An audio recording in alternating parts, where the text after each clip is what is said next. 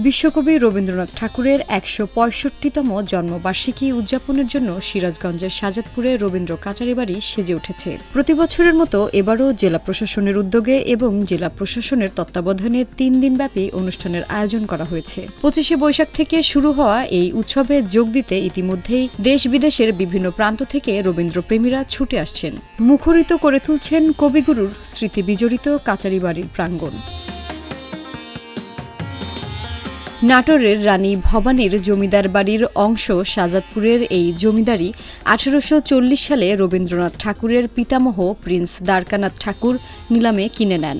১৮৯০ থেকে ১৮৯৭ সাল পর্যন্ত ৮ বছর কবিগুরু রবীন্দ্রনাথ ঠাকুর শাহজাদপুরের জমিদারির তত্ত্বাবধানে এখানে বসবাস করেন।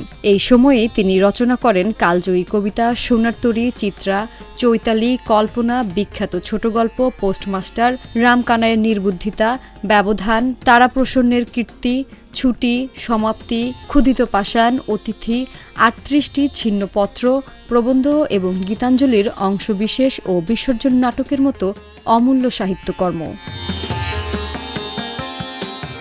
শাহজাদপুরের এই কাচারীবাড়ি প্রতি বছরই রবীন্দ্র ভক্তদের মিলনমেলায় পরিণত হয়। এবারের ১৬৫তম জন্মবার্ষিকী উদযাপনকে সফল করতে দিনরাত পরিশ্রম করছে স্থানীয় প্রশাসনসহ সংশ্লিষ্ট সকলেই।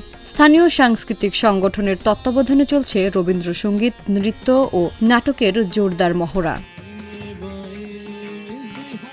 শাহজাদপুর সিরাজগঞ্জে প্রতি বছরের ন্যায় এবারও ৩ দিন ব্যাপী আগামী ৮, ৯, ১০ই মে ৩ দিন ব্যাপী রবীন্দ্র জন্মজয়ন্তী যথাযোগ্য মর্যাদায় পালনের উদ্দেশ্যে ইতিমধ্যেই সকল প্রস্তুতি মোটামুটিভাবে সম্পন্ন হয়েছে। অবশিষ্ট কাজগুলো আজকের সন্ধ্যার মধ্যেই সম্পন্ন হয়ে যাবে বলে আশাবাদ ব্যক্ত করছি। আমরা রবীন্দ্রপ্রেমী যারা আছেন বা রবীন্দ্র ভক্ত যারা আছেন সকলকে একটি অনুষ্ঠানে আমন্ত্রণ জানাচ্ছি। উপজেলা নির্বাহী কর্মকর্তা অনুষ্ঠানে আগত অতিথি ও রবীন্দ্র ভক্তদের স্বাগত জানাতে রবীন্দ্র কাচারীবাড়িকে সুসজ্জিত করা হচ্ছে এবং ব্যাপক নিরাপত্তার ব্যবস্থা নেওয়া হচ্ছে। ২৫শে বৈশাখ থেকে শুরু হওয়া ৩ দিন ব্যাপী এই আয়োজনে থাকছে নানা বৈচিত্র্যপূর্ণ অনুষ্ঠান।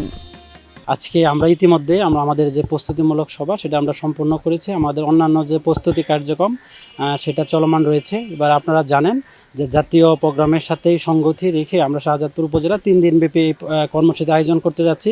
এক্ষেত্রে আপনারা প্রতি বছরই যেভাবে জাঁকজমকপূর্ণভাবে এই অনুষ্ঠানে আয়োজন করা হয়ে থাকে, এবারে সেই একইভাবে জাঁকজমকপূর্ণভাবে আয়োজন করা হয়ে থাকবে।